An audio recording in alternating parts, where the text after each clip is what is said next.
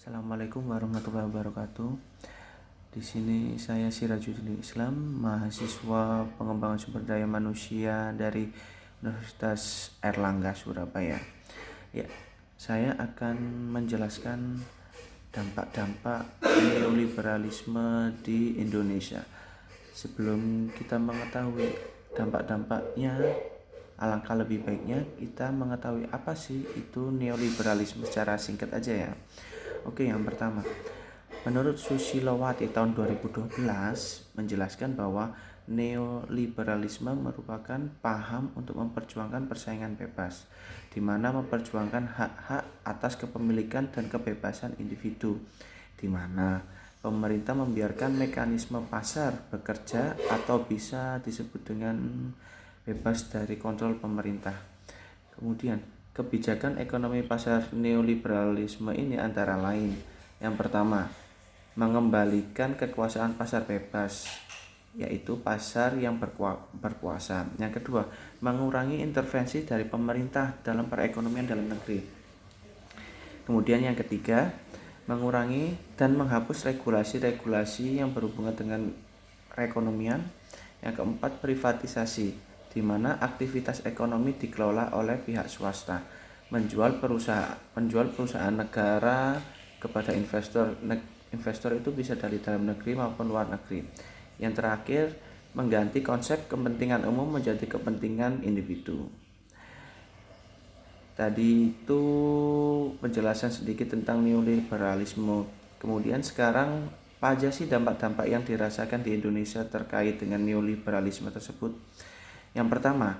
Dampak yang pertama, banyaknya investor asing di Indonesia menyebabkan Indonesia banyak mengimpor komoditi pangan, terutama pangan. Hal tersebut menyebabkan pengusaha kecil dan petani menjadi bingung dan kesulitan dalam menjual hasil produknya. Maka berujung pada pengurangan pegawai di beberapa perusahaan kecil. Banyak petani yang mulai menjual sawahnya dan beralih ke usaha yang lain karena mereka kesulitan dalam menjual hasil panennya. Kemudian dampak yang kedua, kebijakan pemerintah yang sangat longgar terhadap masuknya barang impor legal maupun ilegal untuk pasar dalam negeri menjadi salah satu penyebab banyaknya usaha kecil nasional mengalami penurunan pendapatan karena banyaknya beredar barang-barang dari luar negeri. Contohnya barang dari Cina, barang dari India, atau barang dari Eropa. Hal itu cukup menarik perhatian masyarakat Indonesia yang menyebabkan daya beli masyarakat Indonesia menurun untuk produk-produk dalam negeri. Itu berdampak negatif pada produsen atau penjual-penjual barang dalam negeri. Kemudian ada dampak yang ketiga, kenaikan harga bahan bakar minyak serta naiknya bahan baku impor mengakibatkan tingginya biaya produksi.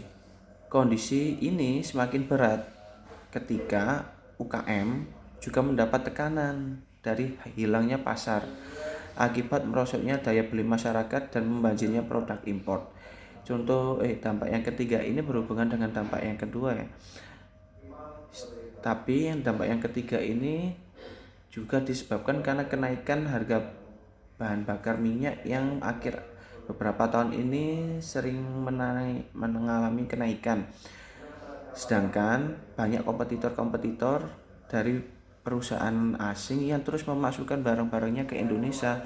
Sedangkan di dalam Indonesia sendiri untuk biaya produksinya sudah meningkat, sehingga banyak pengusaha-pengusaha kecil, baik perusahaan besar maupun pengusaha kecil, yang menjual beberapa sahamnya, mungkin menjual beberapa perusahaannya, kemudian beralih ke usaha yang lain yang bisa berkembang di era neoliberalisme ini.